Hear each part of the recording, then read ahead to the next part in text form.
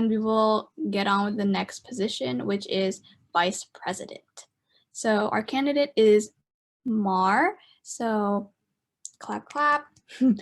Justin, whenever you're ready with the timer, and Mar, whenever you're ready to start, y'all can go. Hi, friends. My name is Mar, and I look forward to potentially serving you all as UFC's next VP. Now, I could go on and on about how much this club has given me, like friendships and a space to laugh, cry, and vent about our shared experiences as tired college students. But judging by the fact that you're all here tonight, eager and ready to choose your next leadership board, I can tell that most of you already feel the same way.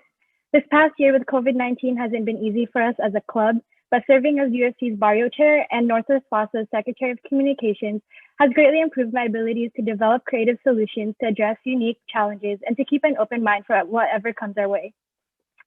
There is a long and challenging road ahead for the next officer board as we readjust back to an in-person setting. And I aim to be proactive in cultivating a welcoming atmosphere for our new and returning members so that we can continue to build the friendships we've made virtually over the past year and a half. I also hope to create numerous opportunities for us all to grow as future leaders and professionals proudly representing the Filipino community. But most of all, I want to serve as a friend, a resource, and a guide so that those who have yet to experience the joy of UFC in person can grow to love this club as much as I have in the past 4 years. Thank you. Thank you for your lovely speech, Mar. We can go ahead and start the timer and y'all can send in your questions. Alrighty, Mar. We're going to get started with the questions portion now, and we will start off with the current vice president, which is Sherry. All right, so my question is, as you know, this position does not have very many set responsibilities in the Constitution, and it is important for you to be proactive in shaping this role yourself. What would be one of your main goals as vice president, and what are specific examples for how you will achieve it?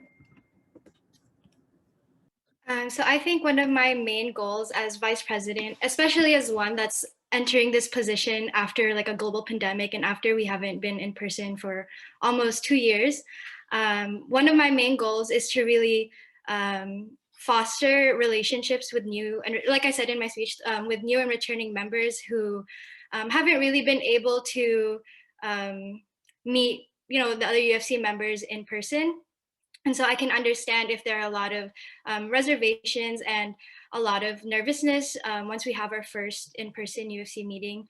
So as vice president, I hope to plan a lot of events centered around building relationships and strengthening friendships, like dinners or boba runs or whatever else that Gen members want to do, so that we can continue to build these relationships that we started online, but it would be nice if we could continue them in an in-person setting once we all start moving back to campus in the fall. Okay, question from alumni. Challenging others' opinions is also showing support and allowing others to grow. Tell us about a time that you worked through a difficult conversation or had to resolve conflict with friends, classmates, or colleagues. I don't mean to put Sam on the spot, but obviously being Barrio chairs last year, him and I had a lot of different opinions on how we wanted to approach Barrio, especially a virtual Barrio that no one's ever done before. So I think it helped a lot that Sam and I were friends previously, but I think that in order to resolve conflict with others while still supporting their growth, it's really important to just sit down and have a really calm conversation, listen to both sides, but also understand that sometimes you're just never going to see eye to eye, but really emphasizing how important it is to maintain a professional relationship, even though there are some personal conflicts, is really important. So yeah, thank you. Okay, question from general members. Life can often present with many challenges, and all of your responsibilities are important to some capacity. How would you prioritize this position and the other responsibilities you will have while maintaining the quality and care needed in this role as VP? So I think navigating through college the past almost 4 years, I've been in a lot of difficult classes. I've been in a lot of extracurricular activities, and I've really learned how to manage my time and prioritize what needs to be done in a timely manner. And so I think the way that I would prioritize this position is by just making sure that I have my weeks planned out and I have all my responsibilities planned out so that I know if I have any conflicting meetings, any conflicting responsibilities with my role as a VP. And by doing so, I can ask my officer board for help in order to get that support and maybe have them fulfill some of the duties when I'm unable to because of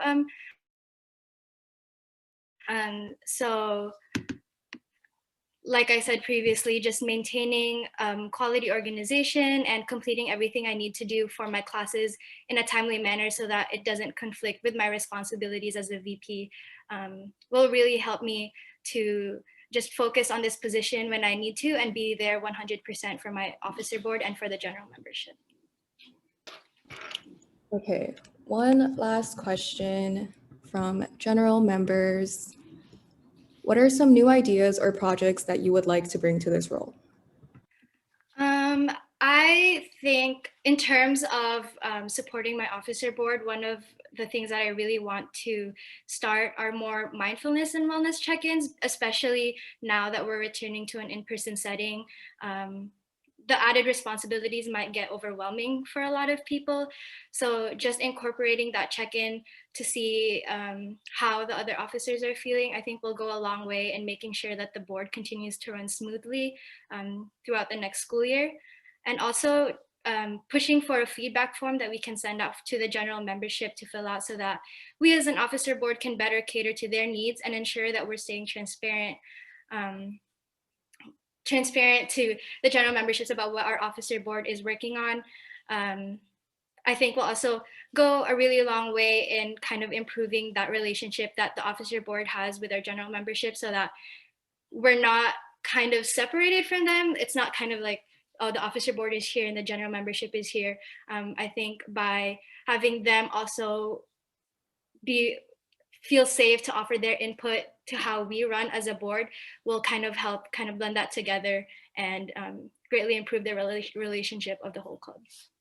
Thank you, Mar.